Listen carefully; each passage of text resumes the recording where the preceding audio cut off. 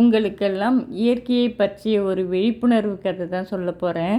கதையின் தலைப்பு காற்றுக்கு வந்த சந்தேகம். மன்னர் விக்ரமாதித்தன் காலத்தில் ஒரு நாள் மலர்வனம் ஒன்றில் காற்று வீசிக்கிட்டு இருக்கு. அந்த மலர்வனத்துக்கு வந்த 2 பேர், ஆகா என்ன ஒரு நறுமணத்தோடு தென்றல் காற்று வீசுது, ஆனால் நம்ம வர்ற பாதையெல்லாம் வேண்டாத நாற்றமும் இல்லை வீசுது, அது எப்படின்னு பேசிக்கிறாங்க. இதையெல்லாம் கேட்டுக்கிட்டு இருந்த காற்றுக்கு ஒரு சந்தேகம் வருது. ஆமாம், போகிற இடங்கள்லாம் நாம் ஒரே மாதிரி தானே நிறைந்திருக்கோம். ஆனால் மக்களோ ஒரு இடத்தில் நம்மை ஆகா என்ன நறுமணம் பிரமாதம்னு பாராட்டுறாங்க, வேறொரு இடத்துல முகத்தை சுளிக்கிறாங்களே, இதுக்கு என்ன காரணம்னு நம்ம தெரிஞ்சுக்கணும்னு முடிவு செய்யுது. தனது சந்தேகத்தை யார்கிட்ட போய் கேட்குறதுன்னு யோசிச்சுக்கிட்டே இருக்கும்போது அந்த வழியாக வர்ற நாரதரை பார்க்குது. சரி, இவர்கிட்ட கேட்டால் தான் சரியாக இருக்கும் அப்படின்னு முடிவு பண்ணி, வணக்கம் நாரதரேன்னு நாரதருக்கு வணக்கம் சொல்லியது காற்று. நாரதரும் மனமகிழ்ந்து வணக்கம் காற்றேன்னு சொல்லிட்டு, இன்று ஏன் நீ கவலையாக இருக்கேன்னு கேட்குறார். உடனே காற்று தனக்கு ஏற்பட்ட சந்தேகத்தை சொல்லி, எனக்கு இதுக்கு பதில் வேணும், நான் இதற்கு என்ன செய்யறது அப்படின்னு கேட்குது. நாரதர், இதுக்கு நான் ஒரு வழி சொல்கிறேன். காற்றே, உனக்கு விடை தெரிய வேண்டும், அவ்வளவுதானே. நீ போய் மன்னர் விக்ரமாதித்தனை போய் கேட்டீன்னா அவர்கிட்ட உனக்கான சந்தேகத்துக்கான விடை கிடைக்கும்னு சொல்கிறாரு. காற்றும் நாரதருக்கு நன்றி சொல்லிட்டு மன்னர் விக்ரமாதித்தனை தேடி போகுது. மாமன்னர் விக்ரமாதித்தன் நந்தவனத்தில் உலாவிக்கிட்டு இருக்காரு. காற்று அங்கே போய் மன்னனுக்கு வணக்கம் சொல்லுது. மன்னரும் அதுக்கு வணக்கம் கூறி காற்றோடு பேசுகிறார். காற்று மன்னர்கிட்ட, மன்னா, எனக்கு ஒரு சந்தேகம், என் சந்தேகத்தை நீங்கள் தான் தீர்த்து வைக்கணும்னு கேட்குது. ஒரு இடத்தில் என்னை ஆஹா என்ன நறுமணமிக்க காற்றுன்னு புகழ்கிறாங்க, ஒரு இடத்துல என்னை முகல் சுளிக்கிறாங்க. இதுக்கு என்ன காரணம்னு நான் தெரிஞ்சுக்கணும் அப்படின்னு மன்னர்கிட்ட சொல்லவும், மன்னனும் நீ என்னோடு வா, உன் சந்தேகத்தை நான் தீர்த்து வைக்கிறேன்னு சொல்லி தன்னோடு அழைச்சிட்டு போகிறாரு. மன்னனும் காற்றும் போகும்போது திடீர்னு மழை பெய்ய ஆரம்பிக்குது.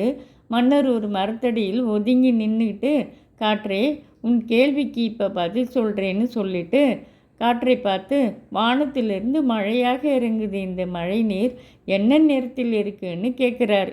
காற்றும் பார்த்துட்டு, வெள்ளையாக தான் இருக்கு மன்னா அப்படின்னு சொல்லுது. சரி, என் பின்னால் வா அப்படின்னு இன்னும் சிறிது தூரம் நடந்து போய் அங்கு ஒரு குளத்தை காட்டுறாரு. அந்த குளத்தில் நீண்ட நாளாக நீர் தேங்கி பாசை பிடித்து நீர் பச்சையாக இருக்குது. காற்றிடம் மன்னர், இந்த நீர் என்ன நிறம் அப்படின்னு கேட்க, காற்றும் பச்சை நிறம்தான் மன்னா அப்படின்னு சொல்லியது.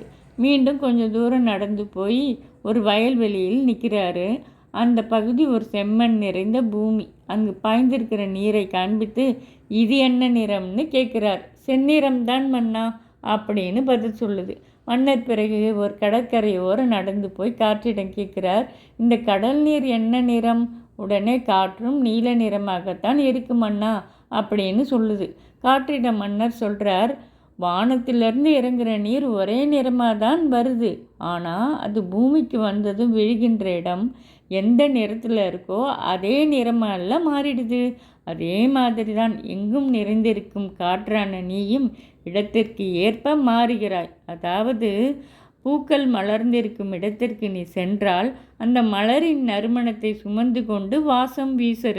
மக்கள் தேவையற்ற கழிவுகளையும் குப்பைகளையும் போடும் இடங்களில் நீ சென்றால் அதன் அசுத்த நாற்றத்தை சுமந்து சென்றதால் அங்கே துர்நாற்றத்தை வீசுற.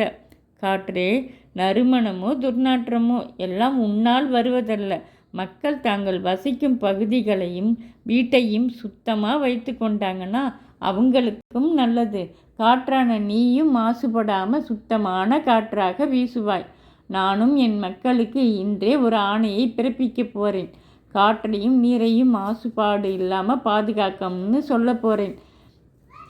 நீயும் ஆனந்தமாக போய் வா அப்படின்னு சொல்கிறாரு. காற்று மன்னரின் விளக்கத்தை கேட்டு ரொம்ப சந்தோஷமாக மன்னருக்கு நன்றி கூறி மன்னரின் அறிவுத்திறனை வியந்துக்கிட்டே அந்த இடத்தை விட்டு நகர்ந்து போயிடுது. இந்த கதையின் மூலம் நம்ம தெரிஞ்சிக்க வேண்டிய கருத்து, இயற்கை தரும் காற்று நீர் எப்போதும் தூய்மையானது தான். அதை மாசுபடாமல் பாதுகாக்கிறது மக்களான நம் கையில் தான் இருக்கின்ற தெளிவு நமக்கு இருந்தாலே போதும். நன்றி.